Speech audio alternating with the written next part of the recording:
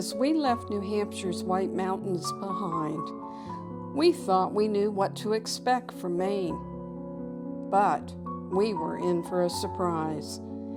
The Pine Mountain State gave us far more than we imagined, and our adventure was only beginning. Come along with us as we discover Maine, a place that surprised us at every turn. From moments that took our breath away to unexpected discoveries, we'll never forget this journey showed us just how special the Pine Tree State can be. Every great Maine adventure has to start somewhere, and ours begins along the beautiful southern coast. Our first stop is Kennebunk, a seaside community filled with classic New England charm and plenty of surprises waiting to be discovered. Over the next few days, we'll wander historic streets, explore the waterfront, take in beautiful coastal scenery, sample some of Maine's famous seafood, and uncover places with fascinating stories of their own. It was the perfect introduction to Maine, and as we soon discovered, this was only the beginning. It didn't take long for Kennebunkport to begin revealing some of the stories hidden along its beautiful coastline. One of our first stops was St. Anne's by the Sea, a striking stone church overlooking the rocky shore. Beyond its peaceful setting, St. Anne's also holds a fascinating connection to American presidential history. President George H.W. Bush and First Lady Barbara Bush regularly worshiped here while staying at their nearby summer home at Walker's Point, making this much-loved church a special part of both the local community and the Bush family's long history in Maine. But the story of St. Anne's extends beyond the walls of the church. As we wandered through the peaceful grounds, we discovered another special place tucked quietly among the trees, the Our Lady of Lourdes Grotto. Built from rugged local stone and inspired by the famous shrine in Lourdes, France, its graceful arch shelters a statue of the Virgin Mary. Surrounded by towering pines and the quiet sounds of nature, the grotto offered a beautiful place to slow down, reflect, and simply enjoy the peacefulness of the moment. After enjoying the quiet beauty of St. Anne's and the grotto, we were ready to settle in for the evening. But even our accommodations came with an unexpected story. Just a short distance from the Bush family's summer home at Walker's Point, our motel had a fascinating connection to presidential history. During visits by President George H.W. Bush and his family, members of the U.S. Secret Service stayed here while providing security for the president. Today, it's a quiet and welcoming place to spend the night, but knowing a little of its past made our stay even more memorable. We certainly enjoyed our time here. After settling in, we were eager to see what else Kennebunkport had waiting for us.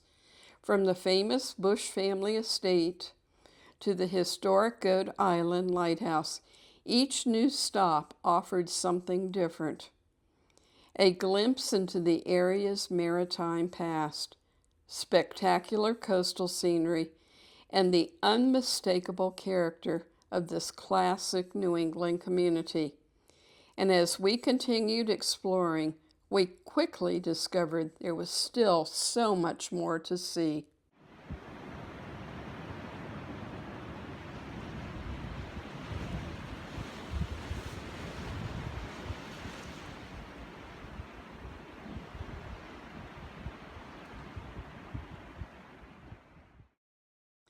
After After a full day of discovering what makes Kennebunkport so special, we were ready to slow things down and enjoy another part of the Maine experience, the food. We headed to Arundel Wharf Restaurant, a longtime local favorite overlooking the Kennebunk River. For more than 50 years, guests have come here for fresh Maine seafood, hearty steaks, and classic New England favorites, all served in a relaxed waterfront setting, with lobster boats and sailboats passing by outside. It was the perfect place to enjoy a good meal, reflect on the day's adventures, and watch the evening settle over the harbor. And with our first taste of coastal Maine behind us, we were ready to see where the road would take us next. As dinner came to an end, the evening had one more beautiful surprise waiting for us. The sun began to slip toward the horizon, casting a warm golden glow across the harbor as sailboats gently rocked on the calm water. We lingered a little longer, taking in the peaceful scene and reflecting on everything we had experienced that day. The next morning, we were ready to continue exploring, and it wasn't long before Maine's maritime history drew us back to the water.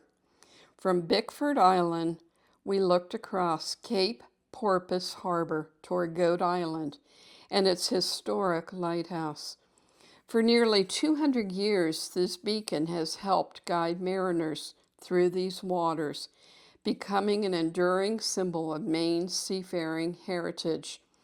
Surrounded by a peaceful harbor, rocky shoreline, and classic coastal scenery, it was one of those views that seemed to capture everything we imagined Maine would be.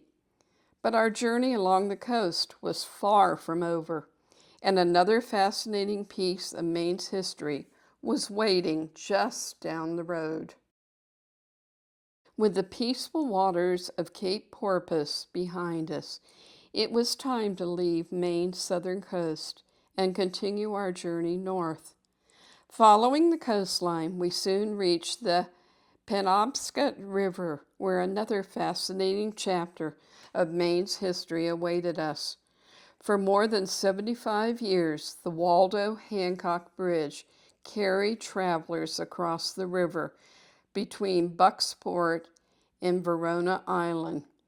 Opened in 1931, this graceful suspension bridge was an engineering achievement of its time and became a vital link along U.S. Route 1, connecting communities and generations of travelers on their way up the Maine coast. For more than 7 decades, the Waldo Hancock Bridge carried countless travelers across the river, but eventually the time came for a new generation to take its place. As traffic increased and the aging bridge reached the end of its service life, it was replaced in 2006 by the modern Penobscot Narrows Bridge. Although the old bridge is gone, its legacy remains an important part of Maine's transportation history. And just across the river, another remarkable piece of the past was waiting for us, one whose story reaches back much further than either bridge.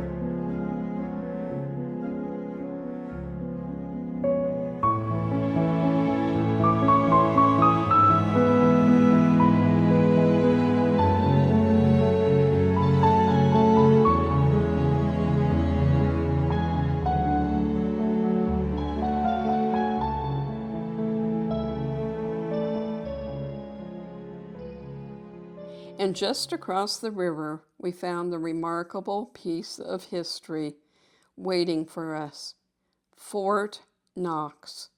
Standing proudly along the banks of the Penobscot River, it is one of America's best preserved granite forts. Built between 1844 and 1869 to protect Maine from a possible naval attack, the fort never fired a shot in battle.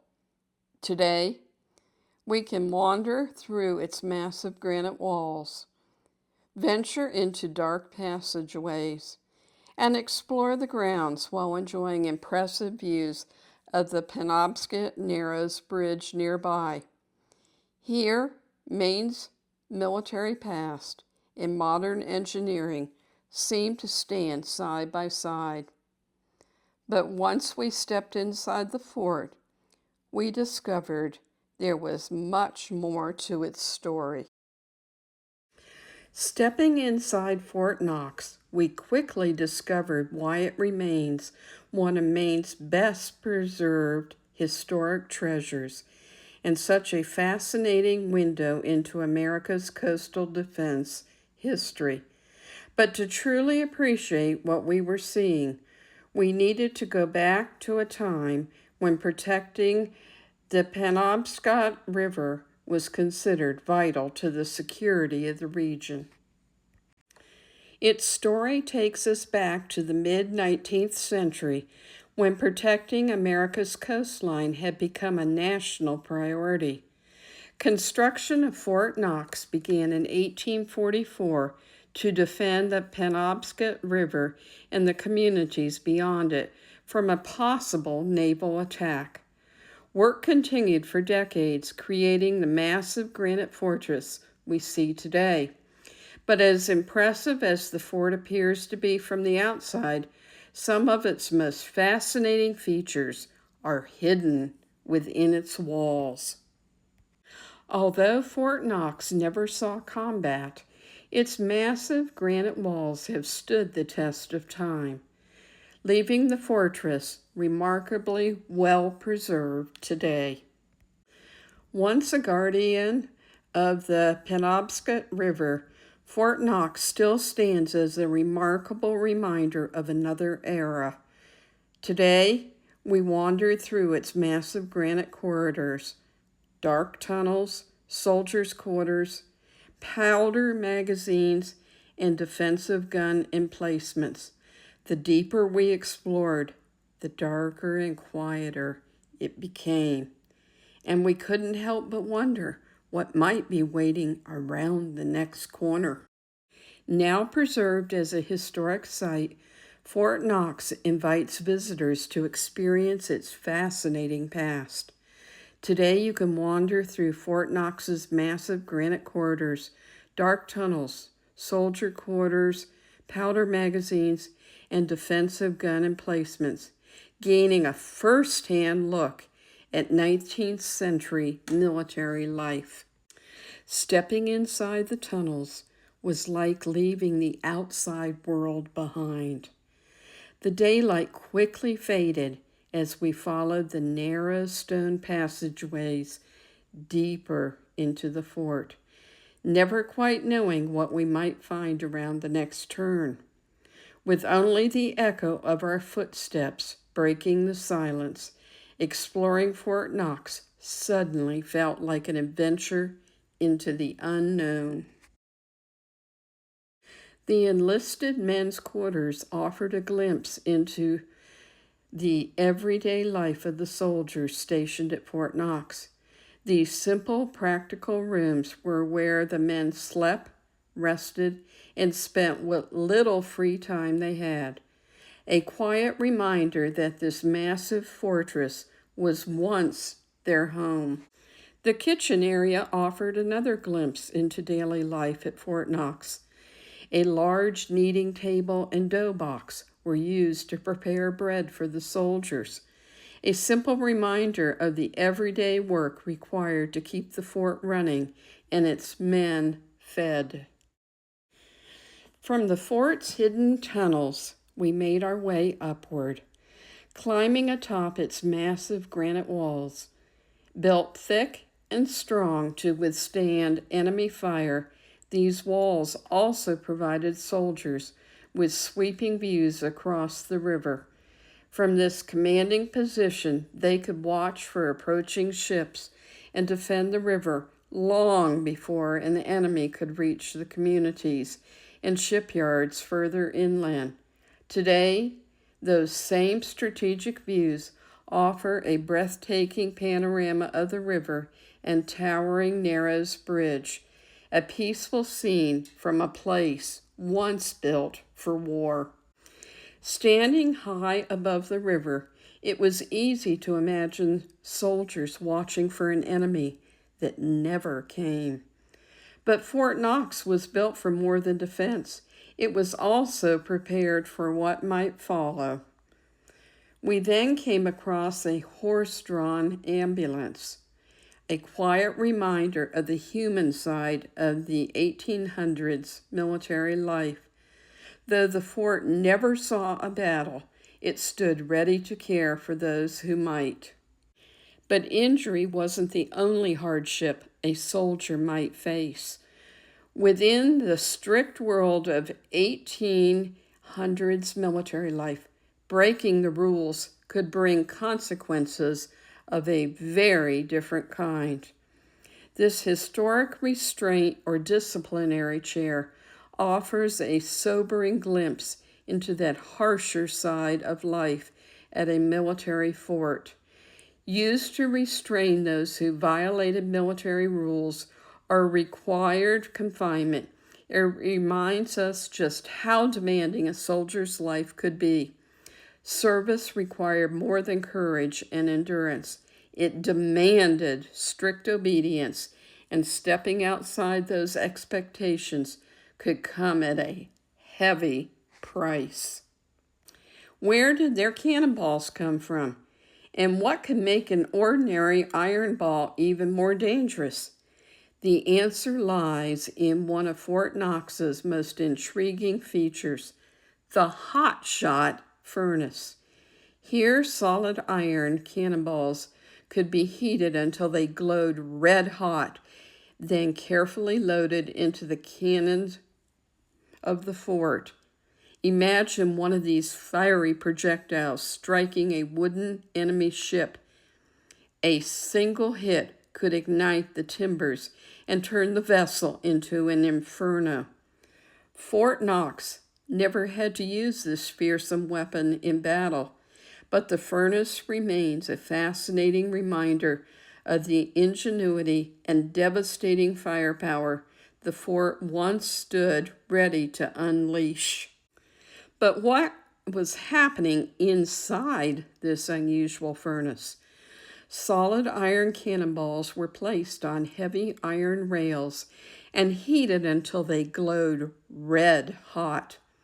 Once fired, these blazing cannonballs could ignite a wooden enemy ship, turning a simple iron ball into one of the most feared weapons of coastal defense. These strange X-shaped iron pieces really threw me for a loop. What were they? And why were they built right into the furnace? At first, I had no idea, but they weren't decorative at all. Connected to long iron rods running through the brickwork, they helped hold the furnace together against the tremendous heat inside. It's one of those small details you might easily walk past unless you discover just how important it really was. Leaving the massive granite walls of Fort Knox behind, we continued up the Maine coast toward Bar Harbor and Acadia National Park. But before trading history for nature, we found ourselves taking an unexpected trip down memory lane. Route 66 Restaurant is a wonderfully quirky celebration of Americana, packed with vintage signs, classic cars, Lionel trains, and nostalgic treasures from another era. Although the real Mother Road is nearly 2,000 miles away, stepping inside somehow brings the spirit all the way back to the coast of Maine, a place where simple meal comes with generous heapings of memories. And with that, we'll bring part one of our Maine adventure to a close. But we're definitely not finished yet. In part two, we'll leave Bar Harbor behind and head into the breathtaking landscapes of Acadia National Park before continuing north into the wild beauty of Baxter State Park. From rugged coastlines and peaceful lakes to mountain trails and a couple of surprises we never saw coming, there's still so much ahead. Behind, walk with me. There's something else we need to find.